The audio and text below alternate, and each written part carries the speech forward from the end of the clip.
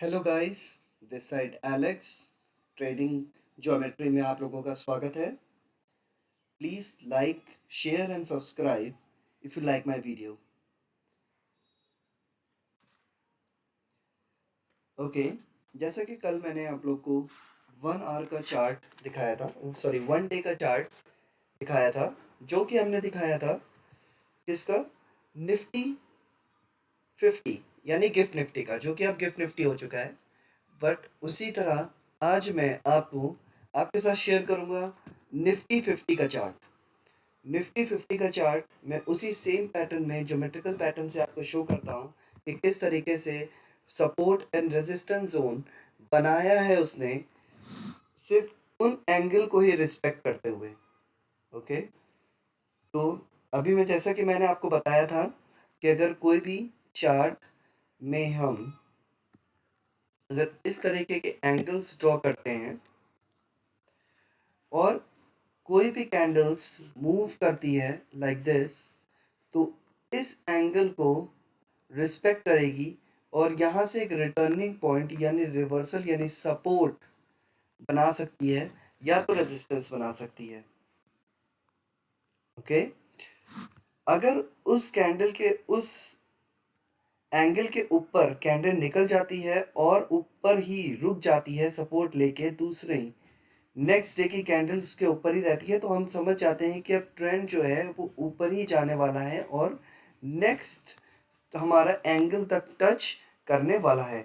ये 70 to 80% time हमको देखने को मिलेगा। आई एम नॉट सेइंग कि 100% ये बिल्कुल एक्यूरेट ये यही काम करेगी, बट 70 to 80 टाइम्स आपको यही देखने को मिलेगा गाइस कि वो उस एंगल्स को रिस्पेक्ट करेगी और वहाँ से रिवर्सल जोन या तो सपोर्ट जोन बनाएगी।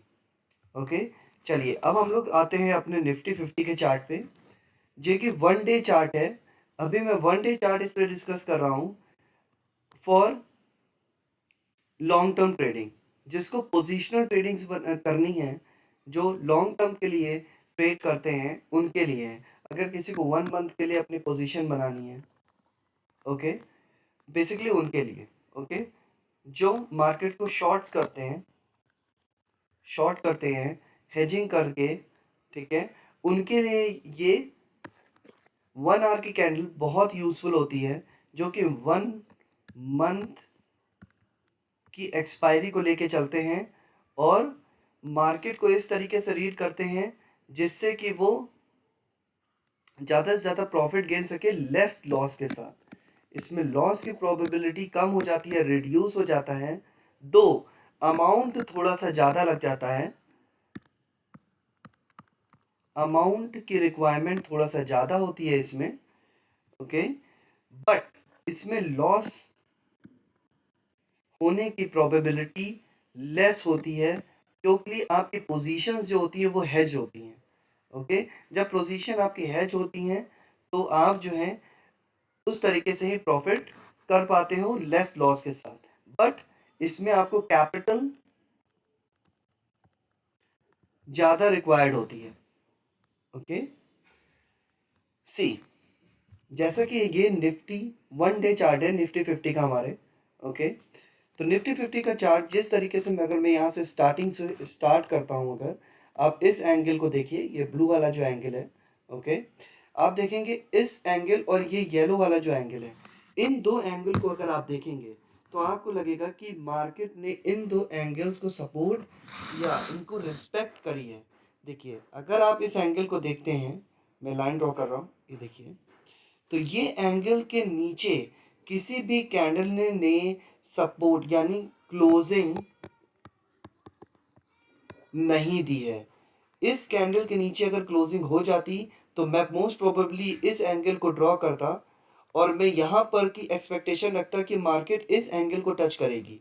बट अगर आप देखेंगे तो इस एंगल के ऊपर ही क्लोजिंग रही है हमेशा।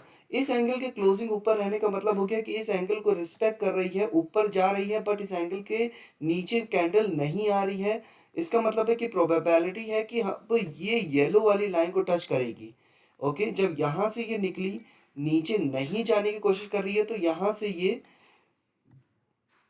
इस येलो वाले एंगल को टच करती है। अब जैसा कि मैंने बताया, किसी भी एंगल को अगर ऊपर क्लोजिंग दे देती है, अगर किसी भी एंगल के ऊपर यहाँ पर क्लोजिंग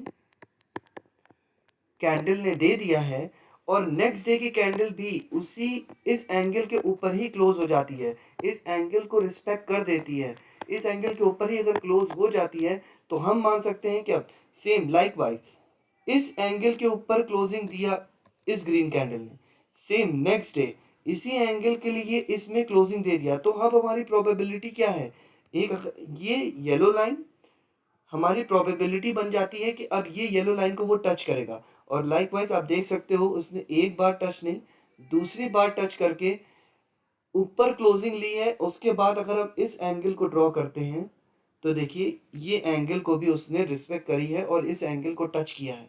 बट अगर आप यहीं पर फिर से देखेंगे, सेम यहीं पर इसी लाइन पे आपको एक चीज़ और दिखाई देगी, जैसे ही इस लाइन पे आया है और ये लाइन के नीचे ही क्लोजिंग रही है, ये लाइन ड्रॉ थी, इसके लाइन के नीचे ही उसने क्लोजिंग करी है, मार्केट ले यहाँ पर क्लोज हो गया। नेक्स्ट डे की कैंडल इस लाइन के नीचे ही क्लोज हुई है, इसके नीचे ही क्लोज है। तो इसका मतलब आप क्या करते हो, इसका मतलब ये हो गया कि अब इस लाइन को ये सपोर्ट दे रहा है, मतलब अब नीचे जाने की प्रोबेबिलिटी थोड़ी सी ज़्यादा हो गई है। तो सेम वही चीज़ हुई है, देखिए नीचे आने की प्रोबेबिलिटी ज़्यादा हो गई, ठीक है।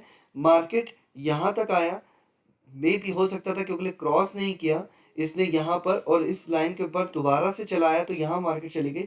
अगर यहाँ पर भी ये रेड कैंडल बना देता तो मेरी प्रोबेबिलिटी थी कि अब इस लाइन को क्रॉस टच करेगा, बट इसने इस लाइन को टच ना करते हुए सेंटर वाली लाइन से दोबारा से रिवर्सल लिया है और इस लाइन को रिस्पेक्ट करते हुए और निकल गया है यहाँ से। तो ये जो है लाइन अब टच कर ली है इसने यहाँ पर, ओके। सेम यही चीज यहाँ पर भी हुई, क्लोजिंग ऊपर, next day red candle, again next day red candle, closing इन्हीं लाइन के नीचे हो रही है। जैसे ही क्लोजिंग इस लाइन के येलो लाइन के ऊपर हुई है, देखिए मार्केट आपको सिर्फ इस लाइन को रिस्पेक्ट करता हुआ ही दिखाई दिया है। आप देख लीजिए ये लाइन को टच किया है और इस लाइन को रिस्पेक्ट करता हुआ गया है, इस लाइन को रिस्पेक्ट करते हुए उसने इस लाइन को टच किया है, ओके। मैंने आपको बताया कि 70 to 80% टाइम आपको ये देखने को मिलेगा कि मार्केट इस लाइन को रिस्पेक्ट कर रही है और ऊपर वाली लाइन को टच कर रही है। मार्केट इस लाइन को रिस्पेक्ट कर रही है, ये लाइन हमारे से ब्रॉड कर लेते हैं, इस लाइन को रिस्पेक्ट कर रही है, ये लाइन टच होगी। इस लाइन को रिस्पेक्ट नहीं किया, यहाँ निकली, यहाँ पर क्लोजिंग दी, मोस्ट प्रोबेबली हमारा आइडिया है कि अब यहाँ पर मार्केट टच करेगी। यहाँ से जब निकल जाती है तो मोस्ट प्रोबेबली इस लाइन को टच करेगी, ओके। तो this is the scenario. Likewise, ठीक है, हम इन्हीं सब चीज़ों को स्टडी कर रहे हैं। आप देखेंगे इन चार्ट को तो आप देखेंगे इन लाइंस को ही रिस्पेक्ट करती हुई जा रही है। इस लाइन को तोड़ा, लाइन को तोड़ा, ठीक है, बट कैंडल नीचे नहीं गई, ठीक है। मोस्ट प्रोबेबली हमने माना था कि इस अगर ऐसा था तो इस लाइन को रिस्पेक्ट करनी चाहिए थी, मतलब यहाँ तक मार्केट आनी चाहिए थी, बट ऐसा नहीं हुआ, मार्केट यहाँ से रिवर्स हो गई, ओके। जब रिवर्स हो गई है, ठीक है, तो यहाँ हमारा मैक्सिमम एक छोटा सा स्टॉप लॉस हिट हो सकता है। जैसा कि हमने यहाँ पर स्टॉप लॉस, अगर हमने यहाँ पर एंट्री करी है, यहाँ पर ये कैंडल इसके नीचे ओपन हुई है, ठीक है, बट नेक्स्ट डे हमने देखा, अगर हमने गैप अप ओपनिंग के बाद भी हमने इस कैंडल को तोड़ने का वेट नहीं किया और अगर हमने एंट्री कर ली है, ठीक है, तो जब ये कैंडल यहाँ से यहाँ पर जब next day gap up opening हुई है और ये इसका हाई को तोड़ दिया है, ठीक है, तो मोस्ट प्रोबेबली मुझे ये पता चल गया कि अब यहाँ पर ये स्टॉप लॉस हिट हो जाएगा, क्योंकि कैंडल हाई, प्रीवियस कैंडल का हाई हमारा स्टॉप लॉस बेसिकली होता है, ओके। ये कैंडल है, ठीक है, अगर हमने यहाँ पर ट्रेड लिया है यहाँ पर तो ये हमारा स्टॉप लॉस है, ओके। तो ये हमारा स्टॉप लॉस है। तो ये कैंडल को जैसे ही ये क्रॉस किया उसने गैप अप से, तो हमारा जो भी 10 या 20 पॉइंट्स का जो भी हमारा स्टॉप लॉस है वो हिट हो जाएगा। बेसिकली इसमें हमारी हेजिंग ज़्यादा चलती है, तो ये 10 to 20 पॉइंट्स ज़्यादा 5 to 10 पॉइंट्स में ही हमारा सिमट जाता है, क्योंकि हमारी हेजिंग चलती है, ठीक है। हेजिंग का प्रोसेस, हेजिंग का तरीका मैं आपको बताऊंगा। वन डे के चार्ट में हम कैसे लॉन्ग टर्म के लिए हेजिंग कर सकते हैं, या वन डे 1 आवर्स की कैंडल में हम किस तरीके से हेजिंग प्रोसेस का यूज करके 1 वीक में अपने लॉस को स्मॉल करके, और जैसे कभी कभी साइडवेज हो जाती है मार्केट, जब कभी साइडवेज हो जाती है तो हम जब उसमें हमारे ऑप्शन में डीके होता है, जब डीके का कैसे हम अपने डीके को प्रॉफिट में कैसे कन्वर्ट कर सकते हैं। ये भी एक तरीका होता है जिसमें हम प्रॉफिट को, ठीक है, डीके के द्वारा इंक्रीज कर सकते हैं। ये एक हेजिंग का बहुत ही बेटर और कह सकते हो आपकी यूजफुल मेथड हो जाता है, जिससे हम एक लॉस वाली पोजीशन जो कि डीके के वजह से लॉस में जा रही थी, हम उसे प्रॉफिटेबल कर सकते हैं। हेजिंग से हमें अगर हमारे साइड में मूवमेंट मिलती है तब तो प्रॉफिट होता ही होता है, और अगर मार्केट उस डायरेक्शन में कुछ दूर आने के बाद साइडवेज भी हो जाती है तब भी हमें उस साइडवेज होने का भी प्रॉफिट होता है। तो यहाँ पे प्रॉफिट मार्जिन दो जगह से होता है, ठीक है। बट अगर हम सिर्फ और सिर्फ सिंगल हैंडेड जाते हैं, हेजिंग नहीं कर रखा है, तो हमारे पास सिर्फ एक डायरेक्शन होता है कि अगर ऊपर जाना है तो प्रॉफिट है, नीचे आना है तो प्रॉफिट है। ओके, अगर नीचे हमने ऊपर के लिए लिया है, कॉल ले रखा है तो ऊपर जाएगा तो प्रॉफिट होगा, पुट ले रखा है नीचे आएगा तो प्रॉफिट होगा। ओके, तो ये सिनेरियो होता है। अगर साइडवेज हो गया तो मार्केट हो जाएगी डीके।